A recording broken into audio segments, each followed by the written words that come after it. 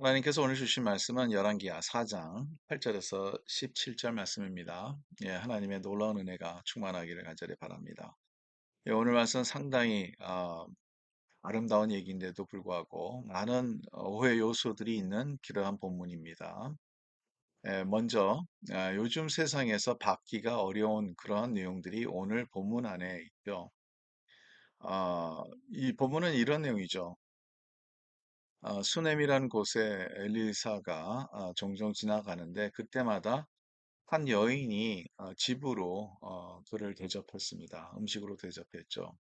그리고 그 남편에게 얘기를 합니다. 아마 이 수넴 여인이 여유로운 삶을 살았던 사람인 것 같습니다. 그래서 남편에게 하나님의 거룩한 사람이기 때문에 우리가 방을 하나 만들어서 여기 지나갈 때마다 거기서 쉴 수 있도록 하자 하는 그러한 아름다운 마음으로서 시작하는 그 모습이죠. 그래서 그렇게 방을 하나 마련했고, 그 엘리사가 곳곳마다 지나갈 때마다, 거기에서 쉬게 되죠. 하루는, 이 엘리사가 그 여인에게 얘기를 합니다. 내가 무엇을 원하느냐, 이렇게 우리에게 잘해주는데 무엇을 원하느냐 하고 질문을 하는데 그 여인이 아무것도 필요 없다고 합니다. 근데 이제 한 가지, 그 여인이, 아들이 없었던 거죠. 자녀가 없었던 겁니다. 그래서 이제 엘리사가 1년 후에 이맘때쯤에 너에게 자녀가 있을 것이라 하는데 여인은 놀리지 말라고 하죠. 네, 어디서 많이 들었던 내용이죠. 네, 아브라함과 사라에게 또 있었던 내용들이죠. 근데 1년 후에 아들을 낳게 되죠. 이 얘기를 우리가 보면 하나님의 종에게 또 하나님의 그 거룩한 사람이라고 이게 표현하고 있는데 잘해서 이 여인에게도 필요한 아들, 필요한 자녀가 생겼다는 그러한 얘기가 될 수도 있죠. 그래서 이 본문 갖고 악용하는 예, 목사님들이 좀 있어요. 예, 뭐 다는 아니지만 근데 요즘 세상에서는 상당히 이러한 내용을 들어보면 교인들 가운데서도 알레르기 반응을 갖고 있는 분들이 종종 있습니다. 예. 목사한테 잘해가지고 복 받는다. 예, 이 내용이 진짜일까요? 아닐까요? 저는 이렇게 생각합니다. 어느 누구나, 목사든 어느 누구나 하나님 앞에 하나님을 대접하는 마음으로 서로 대접하고 잘해주면 하나님께서 또한 그 가운데서 또 은혜를 베풀어 준다는 것은 분명한 사실이죠. 근데 중요한 게 뭐냐면 여기에서 그래서 조의 종한테 잘해라 하고 자신의 이익을 위해서 그러한 얘기를 하는 그 자체는 바람직하지 않 뿐만 아니라 요즘 세상에서 그러한 내용이 먹혀 들어가지도 않는 내용들이죠.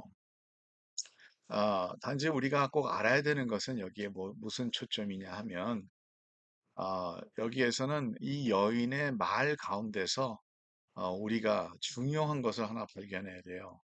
엘리사를 그가 가르쳤던 내용은 하나님의 거룩한 사람인 줄을 내가 아노니 하고 12절 9절에 얘기를 합니다. 하나님의 거룩한 사람인 줄 알아서 그 사람에게 잘했다는 것이죠. 여기에서 초점이 된다는 거죠. 하나님의 거룩한 사람.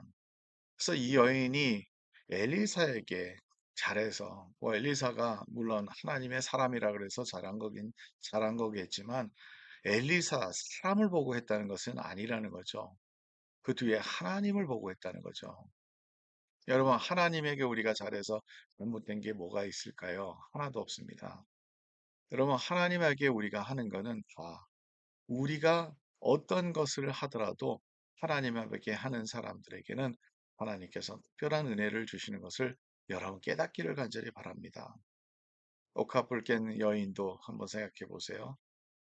하나님부터 하나님을 바라는 마음으로 예수님 앞에 했던 그 모습 아니겠습니까? 예수님을 사랑하는 마음으로 했죠.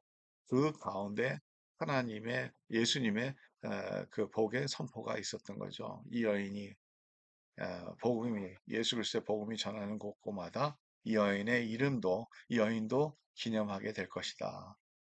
여러분, 우리가 이러한 내용들을 생각했을 때, 이 영적으로 하나님께서 주시는 것이 얼마나 많은지요.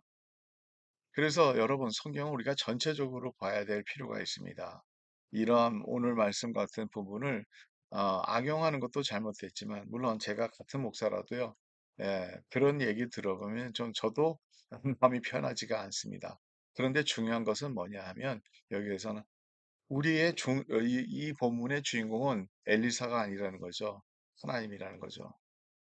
자녀를 주는 것도 하나님이 주시는 거 아니겠어요? 제가 우리 딸아이를 낳았을 때가 제가 35살, 그래서 거의 36살 되는 에, 35살 넘어서 이제 딸을 낳았는데요. 한참 동안 애를 안 생기다가 보니까 저를 사랑하는 어른 목사님이 한 분 계셨어요. 제가 참 존경하는 목사님인데 오셔서 말씀하시더라고요. 기도도 해주시고 또 이런 이 마음가짐을 갖고 이렇게 해서 자녀를 낳을 수 있을 거라 하고 말씀을 해주시고 가시더라고요. 예, 저는 그 목사님의 말씀 그대로 순종했습니다. 예, 그리고 하나님께서 귀한 딸을 주셨어요. 네, 지금 생각해 보면 이 딸 없었으면 제가 어떻게 할까 이런 생각 될 정도로 하나님께서 은혜를 베풀으셨죠. 네, 중요한 것은 뭐냐면 여기에서 하나님의 사람이 저에게 주신 말씀이고 제가 그대로 받고 하나님께 기도하는 마음으로 자녀를 갖게 됐다는 거죠. 여러분, 하나님 앞에 하는 거, 하나님을 위해서 하는 것은 절대로 손해보지 않습니다. 여기에서 우리가 꼭 깨달아야 되는 그러한 진리를 여러분 깨닫고 또 그대로 살아가는 우리의 모습이 되기를 간절히 바랍니다. 주님을 위해서 살아가는 그 모습. 주님이 우리를 위해서 십자가에 못 박혀 돌아가시기까지 힘없이 우리를 위해서 사랑을 베풀어 주셨는데 우리는 주님을 위해서 뭐를 할까요? 할 수 있을까요? 오늘도 주님을 생각하면서 주님, 저에게 주시는 은혜, 제가 그대로 하겠습니다.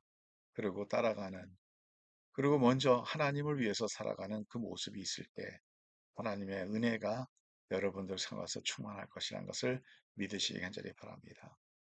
하나님 오늘도 말씀 가운데 있는 진리를 깨닫게 해주시고 하나님의 나라를 위해서 살아가는 주의 백성들이 될 수 있도록 도와주시옵소서. 하나님의 것이라면 무엇이라도 우리가 따라갈 수 있도록 도와주시고 이 말씀 가운데 있는 진리를 깨달아서 주님과 함께하는 삶을 살아갈 수 있도록 복하여 주시옵소서. 감사하며 예수 그리스도의 이름으로 기도 줍나이다. 아멘. 오늘도 주님 안에서 승리하는 하루가 되기를 간절히 바랍니다.